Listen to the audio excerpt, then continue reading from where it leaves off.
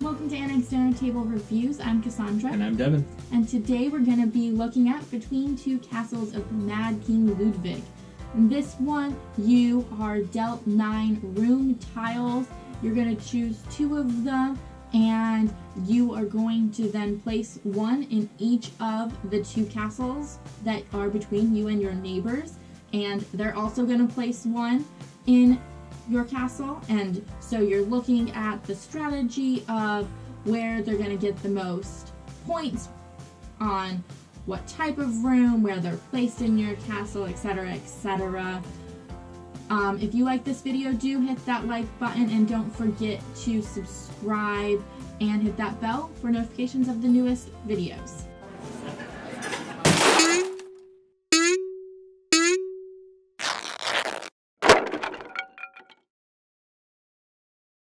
But yeah, this one's super fun, super energetic, just overall very much a great game, I think. Yeah, it's interesting. It has the little strategy of a strategy game, but really gives you that energy of a party game, which is kind of unique, you know? Yeah, definitely, because yeah, you can definitely have just that silence of when you're choosing your tiles because you're not allowed to communicate, and then the minute they flip over, it's just like I'm talking and I'm trying to get everything I want out as fast as possible because I need to convince both my neighbors of my choice and try to influence their choice a little bit. That food tile I passed you better end up in our castle. You better not give it to her. I told you to pick that food tile up. What do you mean you're giving it to that? What? That is not happening. It is, but it's just so much fun. You win some, you lose some. You know, sometimes you thought that food tile was going to be the best for you, and it would have, but they still choose to give it to their other neighbor, which is just... Well, and it's the interesting thing about the game, right? You have to balance your 2 castles because you ultimately end up getting the lowest score of the 2 castles. So even though, yes, it probably would have been better played in the castle that you're sharing with that person, they're not looking out for your other castle, and if you know, you have to keep them balanced. And if this one's getting too high, then you really need that food over here to kind of boost it up and keep it kind of level. Then that's the better choice for you, and you have to look out for number 1. Yes, that is definitely a true statement. Devin here likes to be a little more mean-spirited, I feel, where, oh, you're not going to give us the best thing for our castle, well, I'm not going to give you the tile I was, because you're going to say, oh, this castle, so I'm also going to do that. It's definitely very him. I mean, you just you got to kind of keep your... I don't know. I got no excuses. It ends up working out, so. I guess. But yeah, I do think that it's fun, and it does. I think you're really right with that style. There's a lot of strategy to where you're placing your tiles. There's 7 main types of room tiles, and then you get some specialty ones, and they all are looking for something different. I'm looking for, you know, a wall hanging that's surrounding these ones, and I'm looking for, you know, something to be above and below me. And so yeah, you are really strategizing of what's going to be more beneficial, but then your neighbor's also doing it, and because you can't talk during the picking phase, it's sometimes really difficult because you both are like, food's going to be so good right here, and then you both pick food, and you're like, well, only one of those foods is going to be beneficial. What do we do with the other one? Put it in the castle over there. So yeah, but you're also trying to balance 2 castles, and late game, they have so much in them that you are really, that phase gets just a little longer each round and each turn, just because you are like, okay, there's, you know, 7 stories, and it's, you know, 5 tiles wide, and you're just like, I don't even know. Half the areas are capped out with outside areas. That one's got a tower. Like, we're going to even play any of these tiles at that point. Yeah. Yeah. And sometimes, yeah, you're looking at them going, this is the only tile that's able to be placed and get us even a single point. And your neighbor's yelling at you because why are you only providing 1 point? And you're like, it's all I had. I promise you, it's all I had. You have these cards or I'm going to pass you these cards. And I'm so sorry because you'll see what I mean. Yeah, and that's the other thing is you are passing those on. And so be careful if you lie about that stuff because they will see those eventually. Yeah, and so there's just a lot of stuff there. I think that there's some really nice art for these.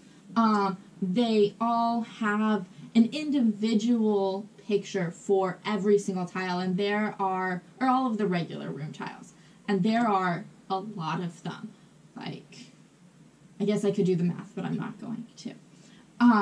But I thought that was a nice touch. I know you're a little more artsy than I am. Yeah, well, it's interesting because the individual room names and the individual art on the back of the tiles doesn't do anything for the game mechanically. It's strictly theme, it's strictly art and concept of the game. And I think it does. It adds a lot to that, to the fact that they went. Because, I mean, the utility rooms could just be orange, and you don't need a name, you don't need it could just be an orange tile and the scoring and iconography on there. And it would functionally work.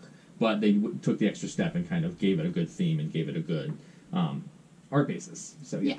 And it's not detrimental in any way. It's not like, oh, that picture. Because they're also very themed. Like, this is the utility room and it's orange. But all of the decorations and the room itself fits in that orange theme. So it's not like they put a white room and we're like, here's a little tiny header that's orange. The whole tile still feels very orange.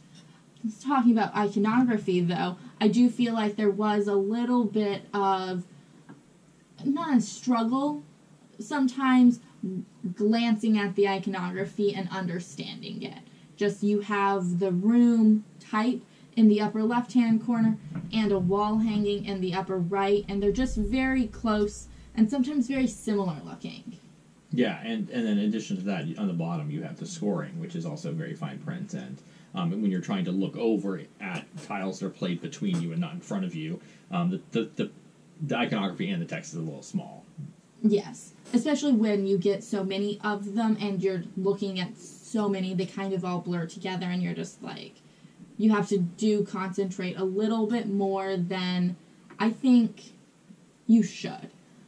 Small little, like, not a huge deal, but, you know, first time playing, you spend a lot of time looking at the iconography and going, okay, what is this doing? Okay, I'm going into this better. As I think you progress and play the game more and more, it becomes less of a problem. Yeah, I definitely think it's a hurdle that needs to be overcome in understanding that iconography, but once you play it once or twice, you really can just, it's by rote, you kind of know what each one is just by looking at it. Yeah, and I do think also they have reference cards, which are extremely helpful. They tell you what each color is and each icon is, but also what the bonuses are, because you get bonuses for placing 3 and 5 of the same type of room, and without that I think it would be really difficult just because, as I said before, there's 7 different things, and each of them have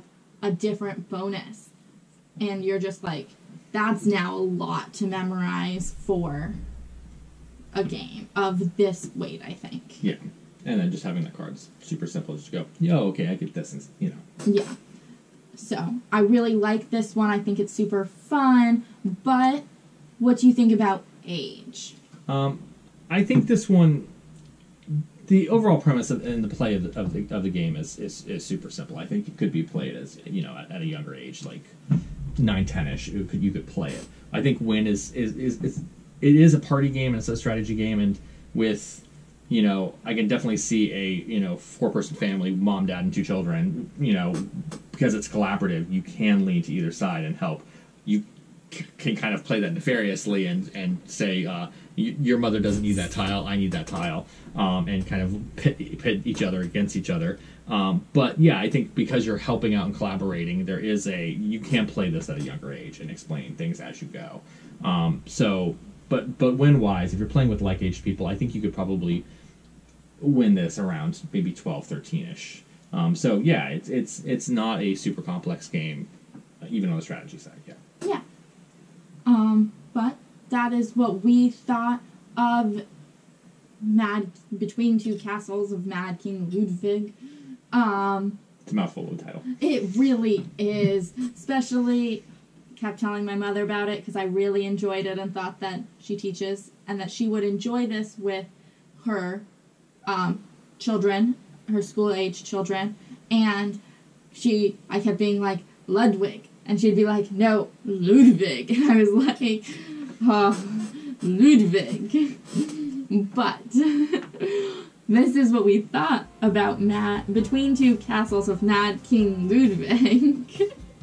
Let us know what you think about this game down in the comments. Let us know if you have any other really fun but lightly strategic, energetic games, because we do enjoy these quite a bit, bringing them out for, fun nights that aren't gonna be too heavy.